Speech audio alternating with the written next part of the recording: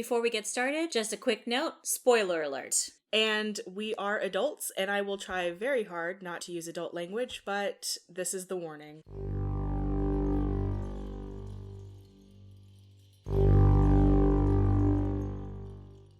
Oh, this is going to be fun. Hello, Happy New Year, and welcome to The Last Library on the Left. My name is Jennifer. And I'm Sedina. We're a horror review and discussion podcast where we talk about horror in books, movies, and other formats, why we seek it out, and why we need it in our lives. And Happy this is anniversary! Yes, I was like, this is our anniversary episode. I should have said that instead of Happy New Year, but whatever. We also wish you a Happy New Year, but this is our anniversary. Yes, a year ago this month, we started a podcast. I saw in my Facebook memories our initial post, and I was like, here, it's really cute with our little ghost picture, which we never got professional pictures done. We need to do that. Although Nadine did a good job. She did. Shout out to Nay. So in honor of our anniversary, we're going to talk about the podcast that sort of brought us together, because I think this is the first one you recommended to me. I think so. I think that I avoided recommending just a dump of podcasts because I think I did that with Taylor when she was like, oh, I love horror podcasts. And I was like, you should listen to these 10. In your defense and my defense, I had just started listening to podcasts because we have a mutual coworker who told me about lore. And that's what I was listening to, I think, when I finally got up the nerve to talk to you, because I heard you like scary stuff. And so then you recommended this to me and I was like, okay. So yeah, the rest is history, as I say. I think I probably recommended this one first because I wanted something that I thought would be scary, but I think I was also curious to see if you fell into the world like I did. Okay, yes. Before we even, so Sedina's like, you have to listen to this podcast because it takes place where I used to live. I know those places. And I was like, okay. And I was really scared. So before we go any further, we're going to talk about the podcast Ghosts in the Burbs. It was developed and voiced by Liz Sauer. And so, it started off as a blog, which was published in February 2016, but the podcast itself launched in March of 2016. And the podcast, as narrated by Liz, this is her explanation. Podcast about the people of Wellesley, Massachusetts, and the ghosts and monsters who haunt them. And so he's like, you have to listen to Ghosts in the Burbs. I used to live there. I know the places, and I get the creeps when I think about where they were, because I know exactly where some of those places were. And I'm listening to like, oh my God. Which is a running theme with us. Yes, I still am kind of surprised that I started listening to it. It must have been shortly after she launched the podcast, and I'm not sure how the algorithm recommended it to me, but so I was living in Worcester still when I started listening to this. And in order to get to Boston, I had to take the Framingham rail. It was like an hour and a half into city. And when I first moved to Worcester, I needed a job, obviously. And I got an interview at the Wellesley Free Library. And I really liked it. I did really well in the interview. I really enjoyed everybody that was there. Everybody who had interviewed me were like so lovely. But I also had an interview at MIT, and Wellesley offered me the position the morning of the same day that MIT offered me the position in the afternoon, and talked to my mom. So I took the MIT job. Is what I'm trying to get to, is that's how I knew Wellesley, because the Wellesley stop dropped you off right in the center, and it was a block and a half to the library. So I would walk around, get a feel for Wellesley. And so I knew some of the places she would talk about when I first started listening to this podcast, and I was like, oh cool, super cute. It's ghost stories about the town that I almost worked in. I love it. And a couple of episodes in, I'd say I was bought into the stories maybe up until like the first 10, somewhere within there. I had to convince myself that they were fake. I was like, I know that they're fake, but I need to be aware they're fake, because the way that Liz talks about the town and the people and everything, and I would just be like sitting on the train haunted, thinking about these places and these roads, these restaurants, and being like, what the fuck? I remember, no offense to lore, because I love lore and I still listen to it. But when I started listening to this, I forgot about lore altogether. I remember my coworker and he was listening to lore from the beginning to the end, and I was listening to it backwards. And so we had this fun idea, we're going to meet in the middle one day. And then you recommended this. I gave up on lore. I was like, screw it. It didn't help. I think when you recommended it to me, it was October. And obviously I'm going straight into this sucker. I remember thinking thinking halfway through, I was like, this has to be fake. And I was like, I don't think it's fake. I was really freaking out because I don't like, listen, I can read the stuff, I can listen to it, but I don't want to be anywhere near any kind of ghostly nothing. I don't want to do it. I can vouch for that, guys. She has told me multiple times that as soon as activity starts up in my apartment, she is gone and she will call 911 from the car. Just no, I don't want to be anywhere near it. So I think that dates back to my mom and when my grandfather died, because like they had this belief in my culture that my grandfather, they thought that he was lonely because he didn't know where he was, and so he wanted to bring someone with him. And there was one night where it was right after he died, and I think 9 is a significant number for us, but I'm not sure why on my mom's side of the Guyanese culture. And so it was within the 9 days, and someone was messing with the door, and we were all inside the house, my mom, my dad, my sisters, but we had 2 front doors, and the front door they were messing with was the door we'd never use. And my mom, I remember she's against the door, she's pushing it closed. It's not opening, but she's pushing it closed, and she's like, no, you can't come in, you cannot have the girls, let them be, let them live their lives, because supposedly they said the dead takes 3 people with them. And I had dreamt my grandfather the night he passed away. I woke up, they got the call that he had died. Oh shit. So I think she maybe thought there was some connection there, right? So I think that's why, like, you know what? No ghost. No. Like, that's fair. I love this series for multiple reasons. Yeah. One, because it gives me legitimate heebie-jeebies. Yes. But also because, okay, so Boston is like really small, you know? So I lived in Middle Mass and worked and went to school in Boston, and an hour and a half on the train, that's nothing. No, yeah. It'd be like going between Missouri City and Spring. That's nothing for us. And Yeah. so the idea that I was practically down the street from these places, and then I would try to convince myself in the very early stages of listening to this podcast that it wasn't real. And then she would talk about the pond, you know, Morse's pond. And I was like, fuck, but Morse's pond is real. Damn it. I legit thought this was real. I remember asking Taylor, like, Taylor, is it fake? Taylor, you gotta tell me, like, this is the episode I'm on. What happened to it? And she wouldn't tell me nothing. Good job, Taylor. She'd just be like, oh, we zoom past that. I'm like, ooh.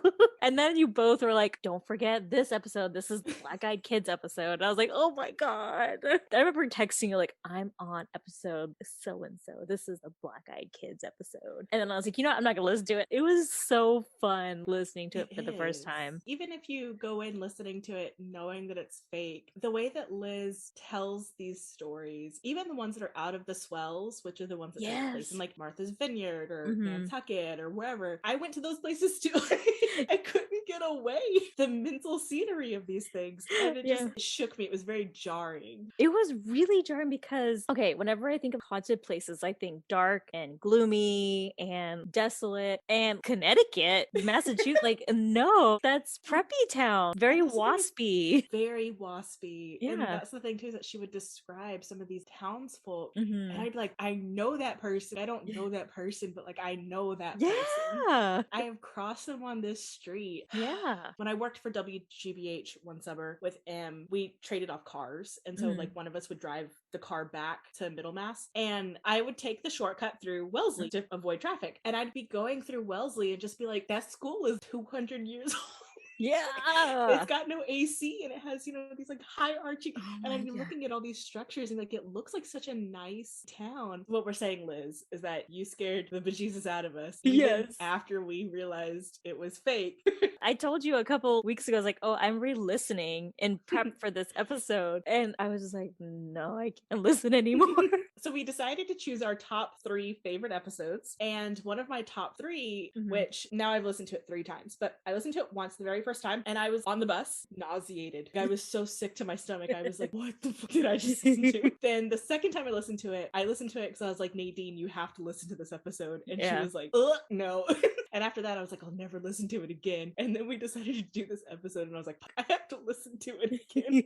And I still got goosebumps. That cold center and drop in my my stomach, I still got it. It's so funny because that was the episode you told me, like, when you get to that, you have to talk to me afterwards. And so I'm listening to it at work because in my old job where Sadie and I used to work at together, there was not a lot of downtime, but there was one space that when you were scheduled in it, you can have a podcast going because you were doing something very mindless. And so I always had my podcast going at that time. And so I'm listening to this episode and I was like, this seems kind of tame compared to the others. But I already know that the zinger usually comes at the end with Miss Sour here. And so I was like, why is Sadina scared? Why does this freak her out so much? And then the end came out, I was like, oh, hell no. And I experienced that again when I re-listened to it. I was like, this is not that bad of an episode. It's like, and then I was like, oh God, no, it's the worst. So we'll go ahead and just get right into it after 15 minutes of like just gushing about this. Just a brief summary of the podcast. Liz, a former children's librarian, uses the library community board to advertise that she wants to hear your ghost stories and she wants to write them down. It goes from there in the wildest ways. So the first episode is called For Sale, and this episode is about Becca, Jake, and by the end of the episode, they have 2 kids. And Becca has gone to talk to Liz about her house and give her a haunted story, and Liz doesn't know what she's in for.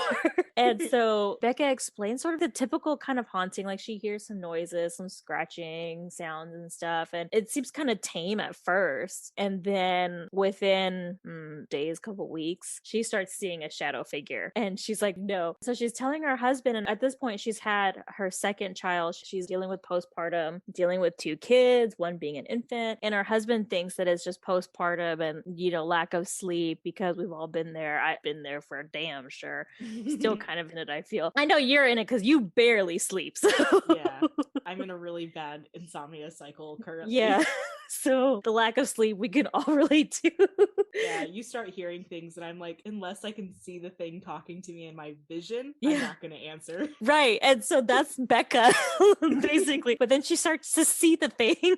And one day they're returning to the house. She's outside of the house and her husband hears something in the basement and he goes down into the basement to see what it is. And he screams because he sees something down there. He comes running up and he's like, get in the car, get the kids in the car. The kids are crying. She's crying. They leave the house. She never steps foot back in the house. They sell the house and they move into another house. And so Becca is telling Liz all about this. And she's like also telling her how she sold the house and she did not disclose what happened inside the house, which rude. And she didn't disclose what happened to the house. And the new family that moved in have 3 daughters. And you're like, what in the... And the very end, she's like, I just think about the 3 girls that are in that house. And it's like, but Becca, what are you doing? So it's funny that you chose this as your first episode to talk about, because when I listened to this episode in 2016 or whatever, my mom hadn't passed away yet. There was none of that on the horizon. And I was listening to that episode and I was like, that is majorly fucked up that somebody would sell a house that active and not tell people. And then my ass did that and with my mom's house, where I was like, look, bro, that is not my problem. Y'all paid me for that house. Y'all have fun.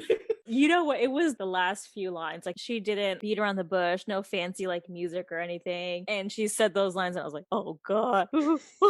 Like I said, I felt like this was just pretty tame ghost story. Like, oh, the husband finally sees it, they're gone. Mm-hmm. I did not expect them to sell that, much less sell it to a family. You hear that story and you're like, that is some cold-hearted shit. Yeah. And then I did it. And so I get it. Well, so like Liz's was just a fun story and mine is like, but I actually am that cold-hearted bitch that sold a haunted house. I mean, they tore it down, so like... And the one thing I'll give Liz is that she drops her little ending music at the perfect time. She does. Oh God. There's a jump scare. I think the dump swap. God, yes. Okay, my first episode that I'm going to talk about is Dump Swap. It is episode 3. I was going to put this one down, but I was like, I know Sadina's going to talk about it. So I will just branch out to her. I really was into this story because growing up homeless, growing up poor, we did all the garage sales and the swaps and all those things. Secondhand everything. I don't know about...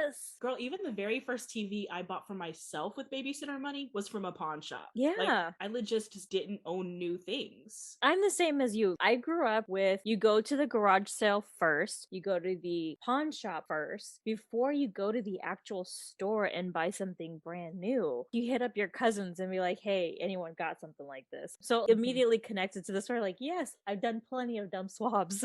Exactly. Do you know the White Elephant sale that happens in Butler Stadium on the southwest side? Probably not. She No. didn't grow up on this. It's on the southwest side by my bubby's neighborhood off of 90 and Hillcroft or wherever. Butler Stadium. It's massive, and the entire parking lot of this stadium once a year is the White Elephant sale. Everybody's garage sale for the year. Ooh. That's where I got my very first Garfield books. We got clothes from there. Nadine got this big old stuffed Yakko from the Animaniacs. Like, just like that's where you got your things, you know? Yeah. And so I was really into this episode. We didn't have that, but my dad worked for, well, he works for United, but before it used to be Continental. And back in the day, they would have a yearly garage sale and they would sell all of the stuff inside of the luggages that were never claimed. And things that were never picked up from the airport. We would get stuff there because it'd be clothes, luggages, TVs, all sorts of stuff. So there's a part of me that's like, okay, yeah, that stuff does get lost. And then another part of me is like, but there's a lot of missing persons reports in America. How many of that is people that are like legit dead? I know. And that's why their shit was not claimed. And we used to buy it. Like, yeah. And like, that's not something you think about when you're like living that way. No, because you're just thinking like, oh, this is really dirt cheap. And employees got even more of a discount on already cheap stuff. If that's how you have to live, that's just how you live. Yeah. So you feel like perfectly normal. And listen, after this episode, I stopped doing that. I mean, I definitely have second guessed every impulse whenever I see a garage sale. I'm like, oh, a garage sale. I'm like, ooh, okay, but like, no. So, dump swap. This is episode 3, and Liz goes to meet a woman she met at a cocktail party, and this was apparently one of those like meet and greet, new to Wellesley type things. The first thing that stood out to me was the way that Liz describes the people of Wellesley. Might sound catty or bitchy if you don't know the area, but like it's a very specific aesthetic. So somebody told me when I recommended this to them, they were like, oh, I'm having a hard time getting into it because Liz is kind of like catty or bitchy, and I was like, no. Yeah, but that might have been our mutual male coworker. I think that was him, because I remember talking to him about it and he was like, I couldn't get into it, and I was like, okay. And Liz and her husband called the Wellesley's mother group Delta Swellesley Delta, like a sorority, which like yeah, like maybe does sound a little catty, I guess. She meets this woman Pam, who's apparently all put together. Something I liked about Liz's character too is that when she meets these women and they're like, oh, what do you do? And she's like, oh, I like ghost stories. And then she has that moment of regret where she's like, oh god, they're gonna think I'm insane. Yeah. So she like tries to walk it back, and then they're like, oh, well, if you like ghost stories, I have this, da da da. And I remember listening to that and being like, I just lean in, which you have now experienced. Yeah. Oh gosh, yes. So she goes over to this lady, Pam's house, and she calls it the quintessential New England estate. And I was like, yeah, I know exactly what you're talking about. She's like looking at all real simple home magazine type beauty of the kitchen and interior design. And she sees this thing called a sailor's Valentine. And I remember listening in the story and being like, what is that? Being really intrigued and being like, what a cool little, I guess, tidbit of history where sailors would make these Valentines for their sweethearts waiting for them back on the mainland. And they would make it for them while they were gone for months or years, whatever, at sea, whaling or whatever. And they would bring them back and they'd have shells and stones and sea glass and stuff. And I was like, wow, that's really cool. Like, kind of, it was a neat, specific to New England type of thing to imagine. Yeah. I really liked it. Yeah, I wanted one. Yeah. And then I listened to the rest of the story. Because it sounds like such a cute little idea. Yeah. Like a piece of the history, you know? I like it. And as a history major, I was a big old nerd for it. So yeah, really liked it. And she was like, wow, that's amazing. It's beautiful. And she's like, yeah, it is, isn't it? And she's like, it must be worth a fortune. And she was like, yeah, I had it appraised. It's worth 11 grand. And I was like, what the so I was like, dang, you got that at the dump swap. And I was like, that's a find. Pam was like, yeah, but I would have preferred to have got the wrought iron bed frame with bed bugs instead of this. And Liz was like, what?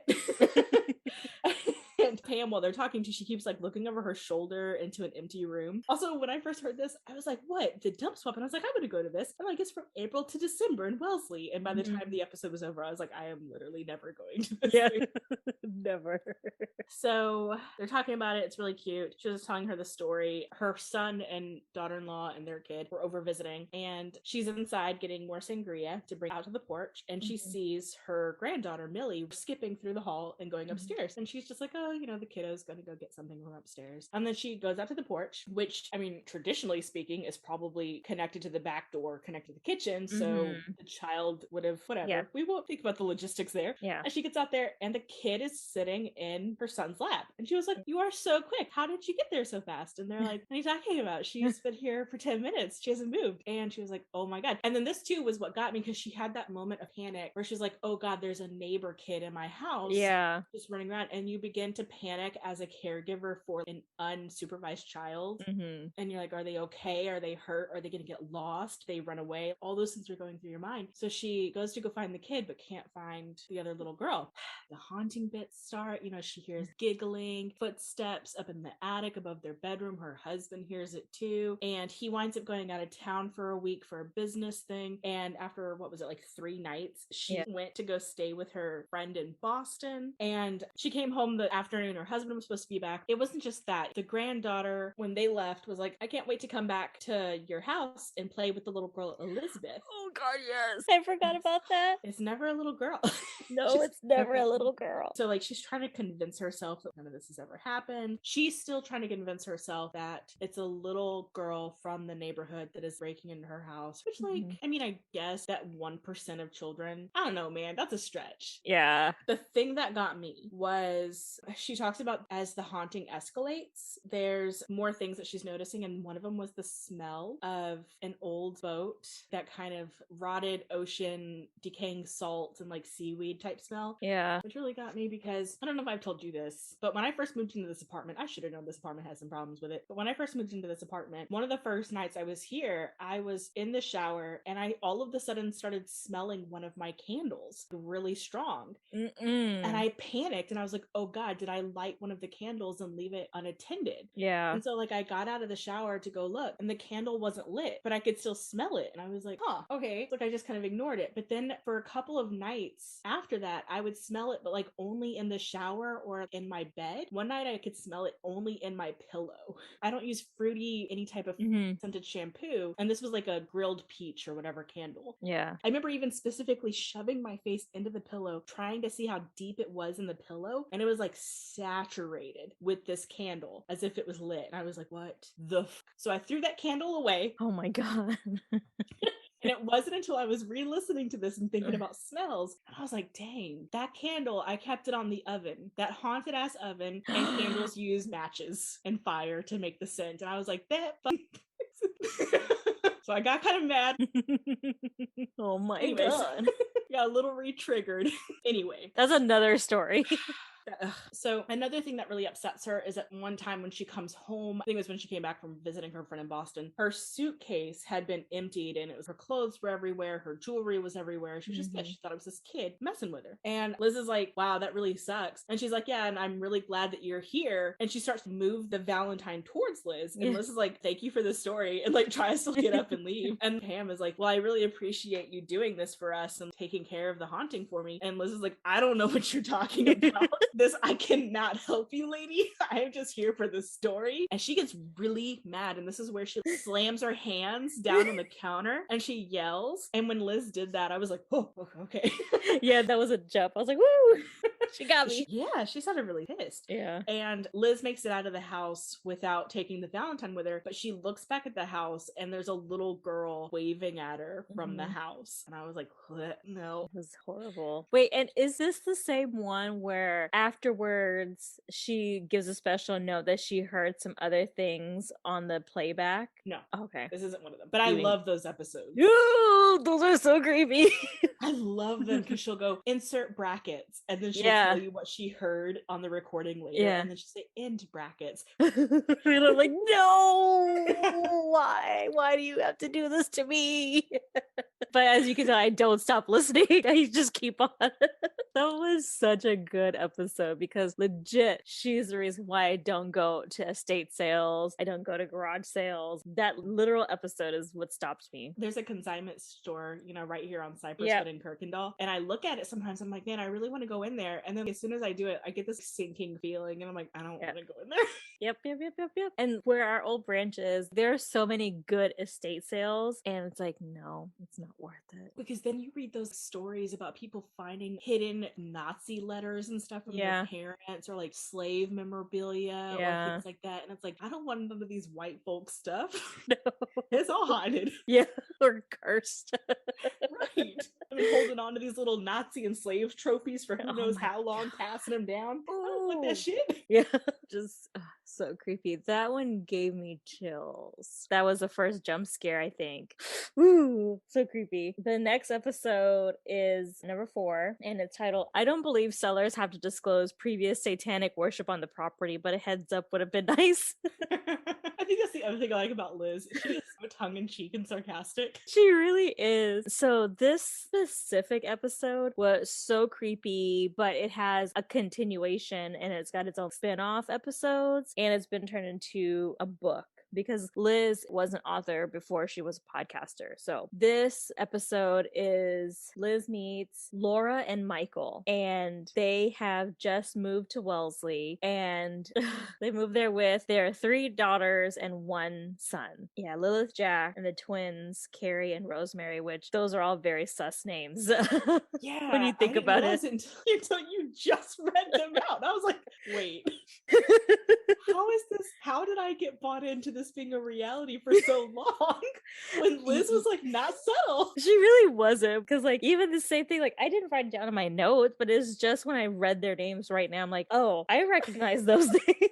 Oh, we are so dumb. Oh my god. I just can't believe I didn't notice that until just now. So I guess I'm gonna go to the episode that I'm talking about, episode 4, because there are some changes when Liz expands on the story, because this is the story of Lilith. And in episode 4, the family is from Chicago, but when she actually expands the story, they're from Houston. It's different, which she gets some of the stuff wrong from Houston, like basements and stuff, but that's neither here nor there. So the family, they were transferred from Chicago. Her husband got a transfer, and they're waiting for this house to be renovated before they can move in. The house renovation, there's a delay because there was a fire. No explanation for the fire. But they didn't think anything of it. Here, I highlighted it. So Liz goes, weird. None of the neighbors noticed the fire? No one called the fire department? Laura replies, no, it just burned at that room and somehow put itself out. Like, what? Okay, I know that she doesn't watch horror, but I would have already been like, we're getting another house. This is not the house we're going into.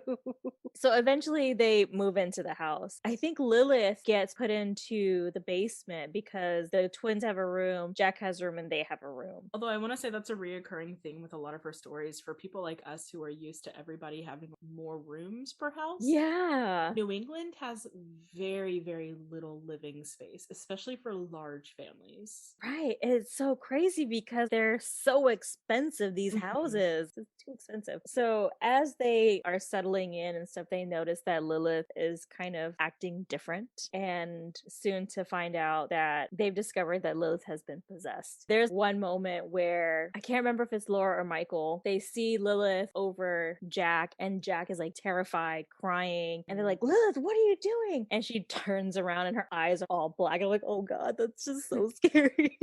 And Liz is like, did you have the house blessed? They're like, fucking hippie minister. Yeah, has she met Biddy yet? I don't think she's met Biddy yet. She hasn't met Biddy, and I was looking for when Biddy first came in, but I was like, oh, we'll just talk about her afterwards because I love Biddy. And so it gets to the point where Liz has realized that this poor girl is being possessed by a demon. Somehow, just like in episode 3, Laura and Michael have come to Liz thinking that Liz is gonna do something. I want to know what Liz put on that flyer that these people are like, oh, you'll solve everything, children's librarian. Yeah.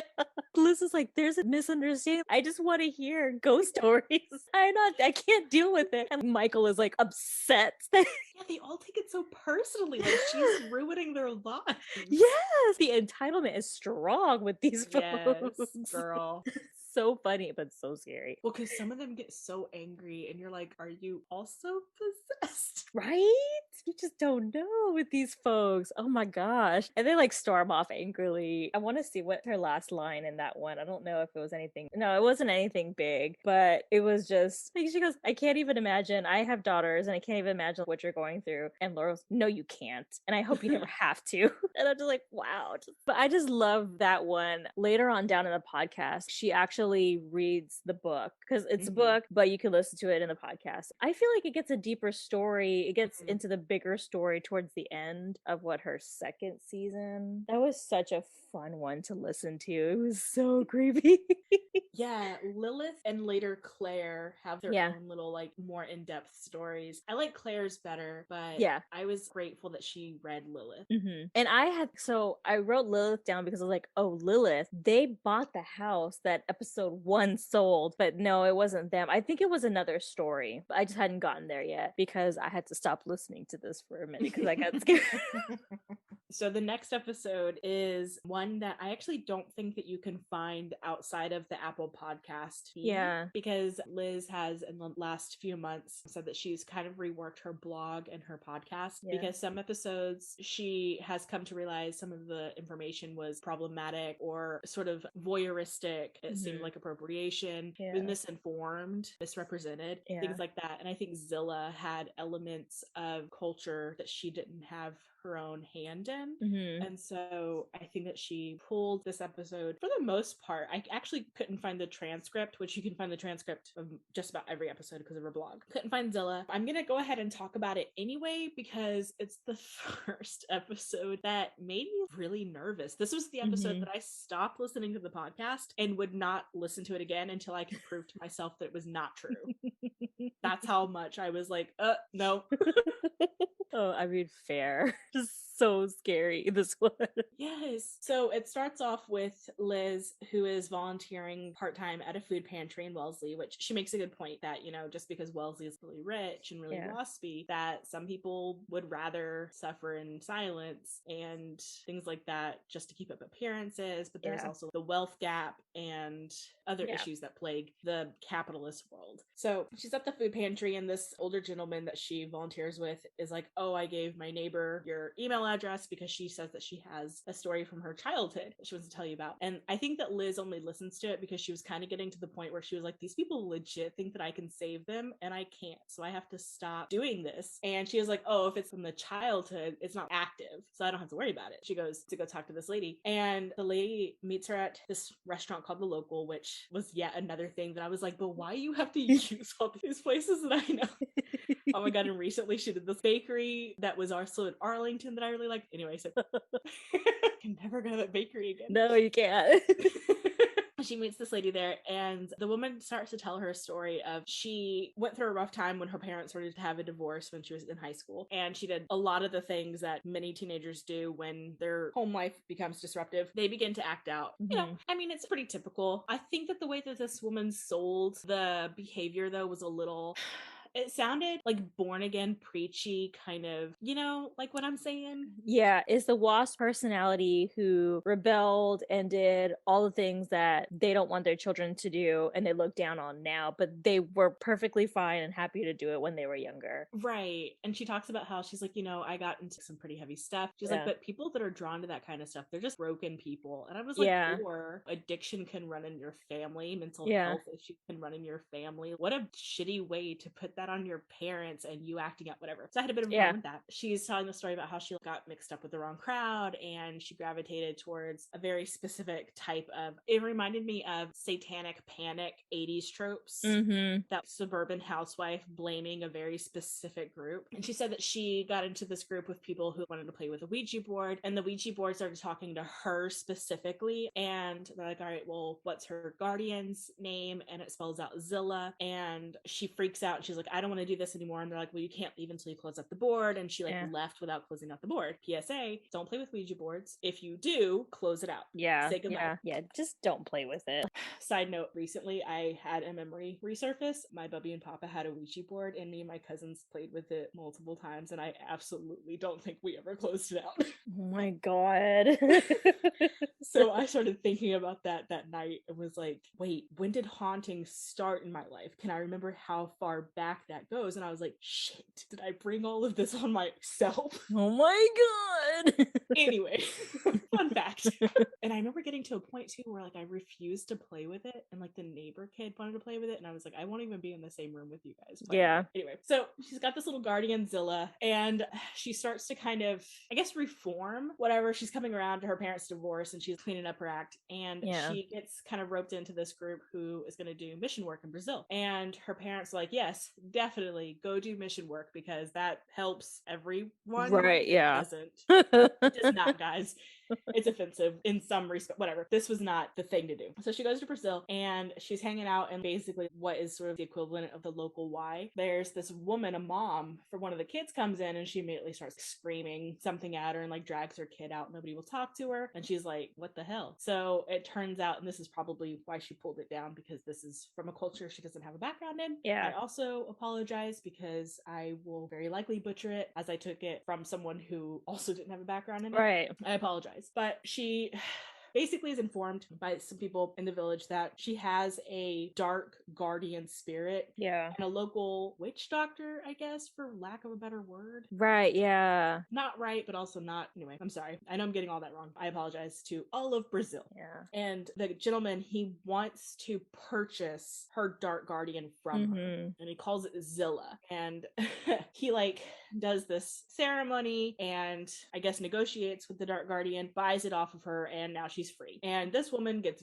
very into charity work, philanthropic work. She works with the youth, she works with the homeless, she works with education, everything. And Liz is just like, wow, this is amazing, but you said this was a warning. Who's this a story to warn? And the woman says, you, obviously, you're getting your nose into things that you shouldn't be getting yourself involved with. Yeah. This was to warn you. And Liz was like, okay. So they signed their credit card receipts, and Liz is sitting at the table by herself, and she gets a little nosy, which I totally have done this before too. Yeah. You check to see Right. what the other person tipped, because y'all should be tipping between 15 and 20%, 18% really. Like that's the kind of standard. Yeah. There's 18% as a bare minimum. Yes. And I myself look, especially like if I'm on a date or if it's someone who's flaunting their money. If they're flaunting their money in front of me, I need to see how they tip. Yes. And I think that Liz mentions that this woman tipped 10%, which that was barely okay in the 90s. Yeah. Let's just be honest here. Off my soapbox. Yeah. So she's like, ugh, this lady tipped 10%. But then she looks at the signature on the receipt and it's Zilla. And then the episode just ends. And I remember my whole stomach and soul dropped out of my body to the center of the earth. Yeah. And I went cold. Yep. And I was like, off, pause, delete. Oh god, it was so scary. Away from it, I was on the bus. It was terrible. Yeah, oh my god. Because the fact that it ended, that's the thing. She let you think about it. She didn't give you anything else. So you have to sit there and think like, oh my god, when the person who was supposed to buy the thing, what did he buy? What did he take out? Yeah. But yeah, so Zilla, if you can listen to it, I recommend it. There's the possibility it could be problematic. My alternative would be to listen to the Witches and Claire episodes. That whole little sub arc in the background happening in Wellesley is very cool. If you don't want to listen to Zilla, totally understandable. But it was the first, this was before I listened to Darkest Night. Yeah. So it was, the very first time that I was chilled to the core over a reveal. Yeah, I was like, oh no. Listen, I kind of got lulled a little bit from the first episode. She kind of like lulled you a little bit into these stories. Some were worse than others, but you kind of understood where the music was gonna hit. So you kind of got the rhythm of the episode, and then she hits you with this one. You're like, oh no. Yeah. And I think these episodes that we're talking about are like first 10. Yeah. There's only one. My last episode I recommend is episode 24. And that's like the furthest into the series we'll talk about. Yeah, mine are 1, 4, and 8. Just straight out the chute, because they were just so crazy. Zilla was I don't understand the Brazil culture, and I don't know the Brazilian culture to give my opinion on it. So, but it was such that ending it really gets you. The last episode I'm going to talk about is actually the beginning of of Claire. It's episode 8, and the title is If You Go Out in the Woods Today, ... Mopo, which I know nothing about Mopo, but I'm sure you know about it. I think that was Morse's Pond. Yeah.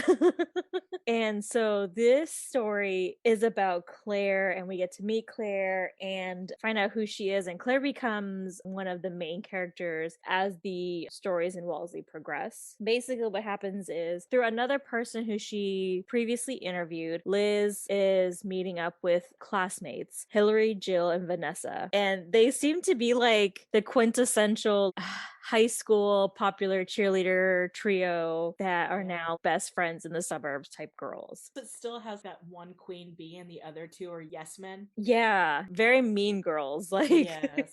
So they want to tell her a story. She gets an email from the girls. So this is ghostly get together. Join us for a haunted tale, cocktails, and a scare.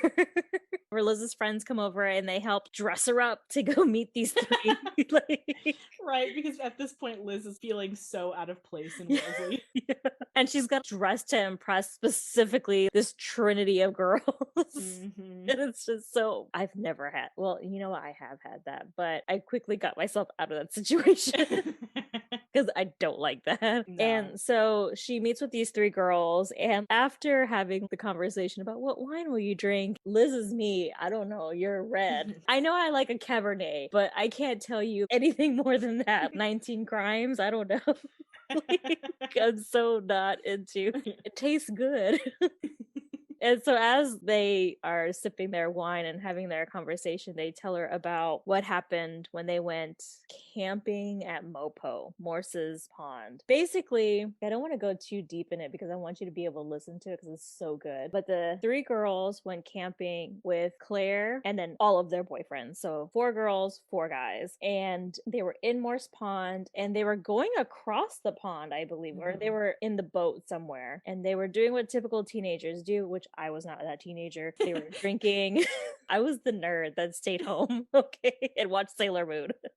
Okay, it says they spent the afternoon at the beach and we're drinking beers and we're just hanging out, hiking, and doing all sorts of things that teens do, I guess, in that area. I don't know. And it turns out that, of course, as teens who are drinking beers, they got drunk. Vanessa says they were not that drunk, but it is what it is. As they're getting ready to get on the boat to go back to shore and go back home, they say that Claire fell, hit her head, and drowned. And it says, we waited at the edge of the lake watching the boat head towards the beach, then motor along the coastline. Finally it returned, but still no Claire. And they'd hoped that she'd fallen out, gotten out of the water, and were coming back, but she never came back. And her boyfriend is like freaking out. But again, they're all drunk. So what do you think they do? They do the, you've probably never seen this. I Know What You Did Last Summer. Yeah, you're right. I've never seen it. They pulled I Know What You Did Last Summer, where they just go home and let her go missing. And Liz is like, but I've never heard of this happening. They're like, well, her parents were lawyers and they covered it up. They said this, I highlighted it. Claire's parents are lawyers. They worked for the DA then, and it was a different time. It was 1990. The OJ trial, the OJ trial hadn't happened yet. Things could be kept respectfully quiet. I was like, what? Girl, wasps will, I mean, they view the world in an entire, they do not live in reality. No, they don't. Anyways, and so they just went on with their lives. They talk about taking a trip up to New York City and going shopping. They end up going into an occult store, checking out the crystals, and they find this book. And in the book, there's a spell for summoning the dead. And they decide that they're going to go ahead and bring Claire back. And they said, it took some time to gather everything we needed. There was some memorizing to do and some supplies to gather, but we were pressed for time. Claire had died on July 19th, the previous summer. We had to have everything ready for the anniversary of her death. So they're going to bring her back. So they bring Claire back and they use her spirit to ask for things. Basically, they're asking for their futures to be exactly what they wanted to marry their high school sweethearts and that kind of sort of situation. And I'm sure Liz is like, what in the F? And so they said they couldn't see her. She has been with them and they want to get rid of her, but also the spell worked a little too well. One person wanted a specific number of kids. I think they wanted one child, and every time they get pregnant after that, they miscarry. Mm-hmm. They just want Liz. Of course, they want Liz to take care of it like everyone else in To Liz's save life. them from their monkey paw wishes. So, obviously Liz can't do anything about it. And she's like, why did you tell me this? And they're like, well, we just wanted to let you know. We figured that, something good should come from her death. And Liz is like, okay. These three are nutters. Yeah, they really are. They won't change a bit, not for nothing. No. And then the end of the story, Liz is in her car and she's texting her friends, the kids are never going to Mopo. So the reason why I put this in there was because you get an extended version and the true version of what happened to Claire later on. And it's so good. And like I said, Claire becomes a main character. And I didn't want to spoil that specific episode. So I was like, I'll talk about this flighty one. This one was more like roll your eyes kind of stuff. It was so good too. It was. I gotta say, Claire's whole thing is so interesting. I love following all the Claire bits. Me too. I loved the Claire bits. And even after Claire's official story comes out and we encounter Claire more throughout the rest of the story, oh, I love when she comes in. Oh, so good. And sometimes when she's freaked out, I was like, oh God. Yeah, I don't know what episode it was, but there's an episode where Liz is doing an interview and she goes to look for Claire for help and Claire has pieced out. And I'm like, girl, if Claire said no, you need to leave. Yeah. She didn't even warn you, and sometimes she'll warn you if she was just like, no, bye. That episode, I was like, oh no. Interview is done, I'm sorry. Yeah, I would have been like, you know what? I think my husband's gonna call me any second. But yeah, I love Claire. So I just wanted to bring her up. Claire. Okay, the last episode I'm going to talk about is Lindsay, which is episode 24. Mm-hmm. And she's met Biddy by this time. Biddy is her friend who used to do ghost hunting. She has connections with the Catholic Church, helps with possessions and exorcisms and things like that. I gotta tell you though, I think Biddy is not what she says she is. Yeah. I'm waiting for a story solely focused on Biddy. Yeah. We haven't gotten it yet. No, I think that Biddy is playing for the dark side. Because as we saw with Zilla, it's real easy for them. Yeah. And if it turns out that Biddy is good and wholesome, great. But sometimes things will happen. I forget what episode it was, but there's an episode where there's someone close to you is trying to make you think a certain thing. And I was like, Biddy? Yeah. I think it's a follow-up to that one episode where she finally goes down into the basement where Lilith was and stuff. And I don't think Biddy went down there. And I'm like, something is going on. Come on. Biddy's real sus to me sometimes. And I say that because it starts off with the episode Lindsay. The very first thing is Biddy asking, and after a deep sigh, must we document every conversation? And I want to be like, why don't you want things documented? Right. Why don't you want her recording something? Like, what you trying to do, Biddy? What are you hiding, Biddy? And this is when Liz went to her because Liz found what she thought was a voodoo doll. Somebody had like placed one in her house and it was in her kids' play area or whatever. So she's panicking because somebody got in her kids' stuff. And this is where Biddy's like kind of making her sound like she's an overreactive house mom. Yeah. And I was like, no, Biddy, that is not how you do this. And so Biddy's like, it's fine. Just like, they're trying to make you think that you're in more danger than you're in and blah, blah, blah. And I was like, okay. So she's talking about how at one point when they're talking about this doll or whatever, and Biddy's trying to convince her it's not a big deal, Liz brings up a friend of hers, Molly Vale, the psychic, and Biddy is just like, sure, whatever. It's like really dismissive to her. And I don't know. Like, keep your one eye on Biddy. Yeah. So she's leaving her conversation with Biddy to go meet a new story. And it's somebody that she met in spin class. And oh no, that was where Biddy was going. Never mind. Wait.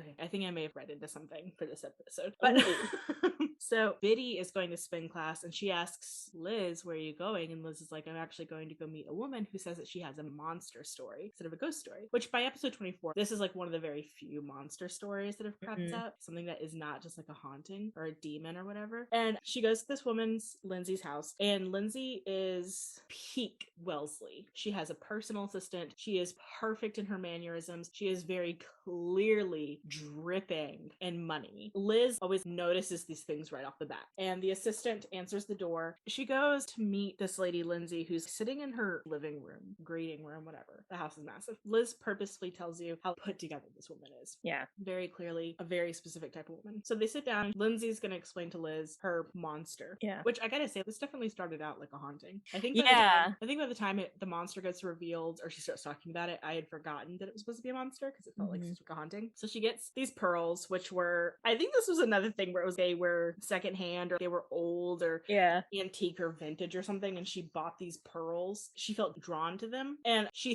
thinks that whatever the monster is was unleashed by wearing the necklace. She tells Liz that she went to an island party on Nantucket. She brought the pearls, and when she opens up her luggage, they're on top of all of her clothes, which is not where she packed them. And she goes to take a shower, and she's like, that's weird. And she comes out, and the pearls are out on the bed, laid out. She was like, oh, it must have been my husband. And then she's like, I should have known at that moment that that couldn't have been it because my husband would have never done that. I remember thinking like, wow. The way she kind of talks about her marriage too was really...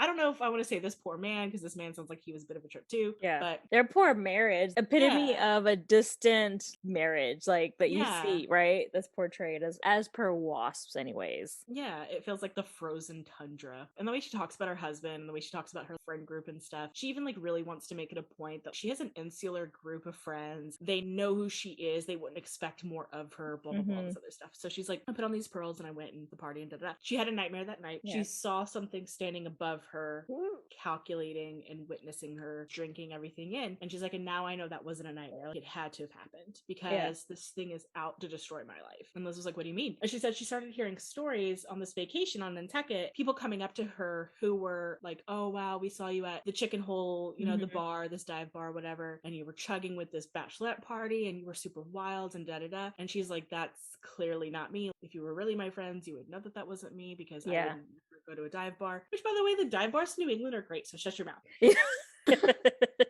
She finally convinces her friends that it can't be her and it must just be like a lookalike that's running around the island. And then her and her friends have this nice little like tee-hee about this lookalike who's just wild. And then she gets back to the mainland and the stories keep happening. First ones is when she's in Soul Cycle, which is a spin cycle class. And she says that one of the girls trades bikes so that they can sit next to her. This girl that she like says it isn't like a friend of hers, she's just an acquaintance at best, is talking to her about how she really enjoyed their brunch together, that they got so wild and drunk and da-da-da. And Lindsay's really upset because she's like, first off, I do not come to Soul Cycle to talk to people, even if I know you. This is where I come to work out, blah, blah, blah. She's like, you must have me mistaken. And then the girl laughs really loud and she's like, oh, you're such a riot. And then when Lindsay gets to that part in the story, Liz notices that her eyes go really wide. Like, can you believe the audacity of this woman to laugh out loud? I was like, ugh. She's hearing all these stories and she starts to feel like she's starting to unravel because people keep coming to her and telling her about this other life that they think she's living. And it's so opposite to the way that she portrays herself and the way that she wants people to see her. Right. So she takes, it was like a whole week off to a yoga. So she's gone for a whole week or weekend. The bitch should not have left. Anyway, whatever. So right. She's gone longer than any of us could probably afford to go anywhere if we're not working.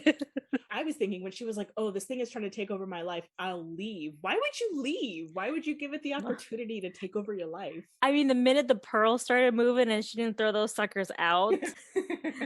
Sorry. So she goes on this retreat, and when she comes back, she finds out that the other her threw this massive party. She stayed up late. She left her husband. Ugh, and this was the part too that Lindsay was like, it was disgusting. She was with him. And Liz was like, yeah, it threw the party at your house. And she was like, no, she was with him. And Liz was like, oh, that's so gross. And she was like, yeah, he was really affectionate and it was just disgusting. And I was like, this poor man.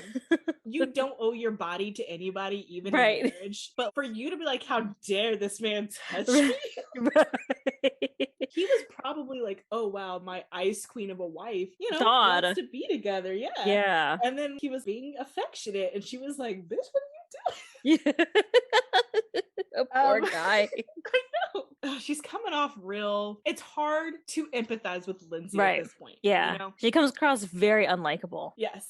And Liz is getting to the point too where she's just like, I am over listening to this woman complain. And she mentions something, and Lindsay kind of looks at her and tilts her head in this way that she had been so rimrod straight the entire time. She tilts her head and she gets this smile, and then she corrects herself and she keeps looking at her again. And they kind of talk a little bit more, and then she does it again and she gets this tilt of the head and this bigger smile. And Liz kind of looks at her and she's like, how would I know that I'm talking to the real Lindsay? Mm-hmm. And that was when the entire facade broke. And the mimic looks at her and goes, good girl. Ooh. And I was like, ugh. And she like completely lets down the facade. She like puts her hair back out of her face. She puts her shoes up on the couch. She really relaxes. And she's like, I don't know why everybody's so impressed by you. You're so stupid. Like, how did you not know? And like, you hated this bitch, didn't you? And then she was going on and on. And Liz is just freaking out. Liz is like, I can't. Yeah. Like, I am here with this thing. Liz gets out of that house, and the mimic is laughing at her. The mimic is having such a good time at her expense. And Liz is trying to get off the street, and she can't make a turn onto the street because of traffic. And who comes around the corner but the actual Lindsay at that moment? And Liz just watches her go by. And that's the end of the episode. And it was just like, that thing too was like, she's coming undone so fast. The mimic was like, do you really think that Lindsay would talk about any of these things? She's going to keep up appearances until she dies, which by the way will be soon. And I was like, oh. That one was so creepy. The mimic one really got me. I hate the idea of a mimic. Hate it. Yeah. Makes my skin crawl. It's, oh God. Yeah, it's gross. But you were told it so well. Thank you. Ooh, it was so creepy. Oh God, that one was a good one. I guess we could talk about some of our runner-ups that we just shortly want to talk about, I guess. Yeah. I only have two because I already told you Dump Swap was one that I was going to talk about if you didn't talk about it, but I knew you were going to talk about it. But the BEK, which for those that don't know, the BEK are the Black Eyed Kids, and they're an online urban legend. Yeah, and a digitally born urban legend. Yeah, this was the first time I heard of them through this story, and I was like, yes, and I was like, oh no, I had nightmares.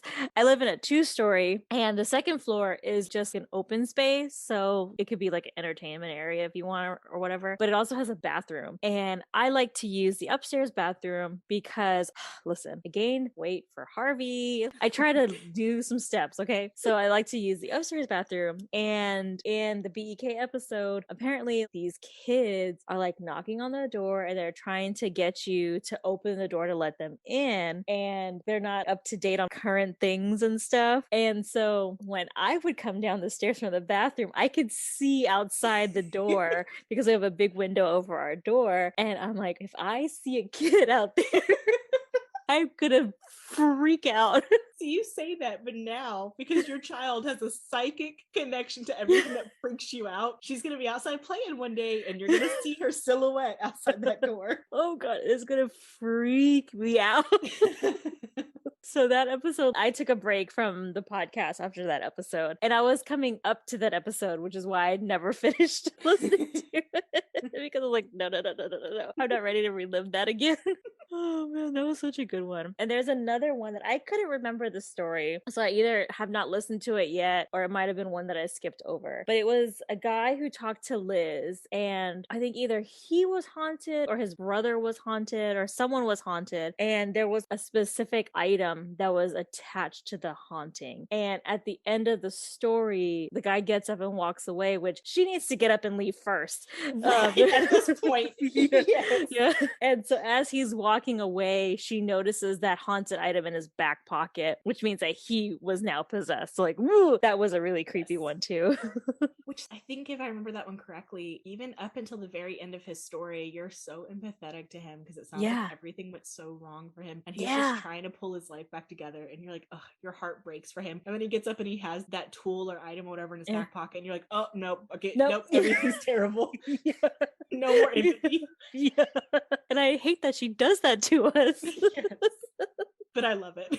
Right, I keep listening. I have a couple of runner-ups. One of them is Yes. just The Witches, the 3. I just want to also say that's one of my favorite stories. There were 2 others. One had to do with a beauty salon. That one kind of messed me up a little bit. Remember, I had Nadine listen to that one. Forget the entire story. I'd have to re-listen to it. If you listen to a beauty salon one, that one kind of messed me up. And then a more recent one in the last year or so either came out right before we went into quarantine or right after. And it has to do with aliens, which this was not the first alien one, but it was the most unsettling one because it had to do with sleepwalking. Yes. And y'all know I can't do it. Yeah. Can't do it. And also this man was house sitting, and he was house sitting way out in the woods, which because everything is so thickly settled up there, you really can get to an estate in the woods real easy. I used to pass by them all the time on the train, and so I was mentally putting myself into one of these homes, and he was house sitting at this really nice place, and it had security systems where he could look up the footage whenever things were triggered.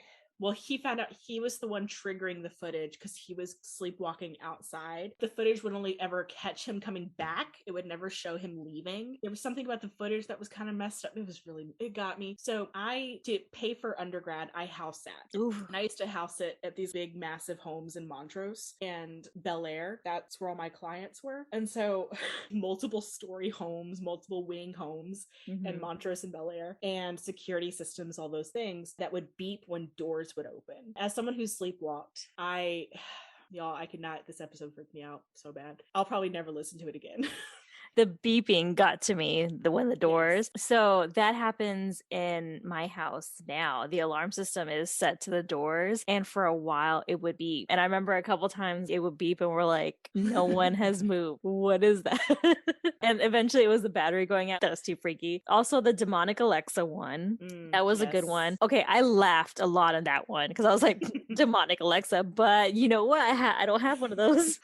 Yeah, I have seen Alexa videos on TikTok where someone's, doing their thing, and then their Alexa will interrupt completely without any reason and completely off topic, and will say some random ass shit, and they'll kind of look at the corner. I hate that. Yeah, it really bothers me. So good though. So many good episodes. I think the only thing I have left to say is spoiler alert. I mean, we give you the warning early on. Liz is an unreliable narrator. I love it. This is probably one of the only times I really relish it because you just don't know with her.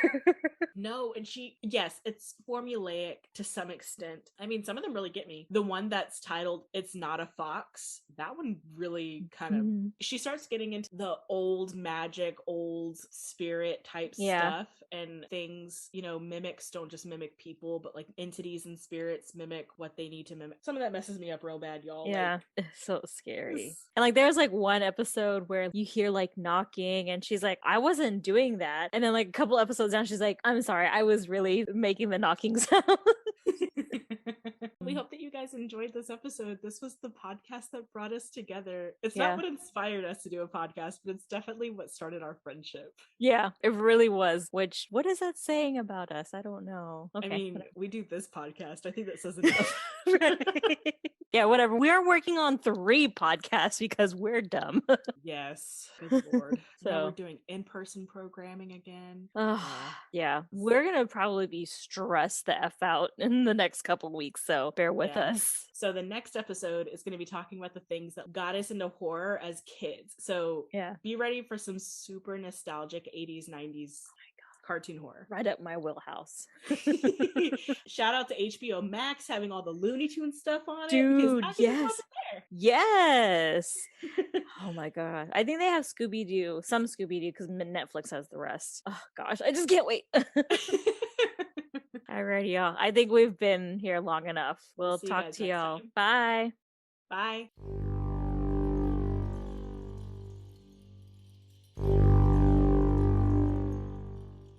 If you liked listening to us ramble on about horror, subscribe to our podcast and tell your friends. And if you would like to follow us on social media, you can find us on Instagram or Facebook at LLotL Podcast. Check out our website by going to lastlibraryontheleft.com. Be sure to visit our About Us page to discover our 2 truths and a lie. Or, if you'd like to send us an email, you can reach us at somethingwicked@lastlibraryontheleft.com.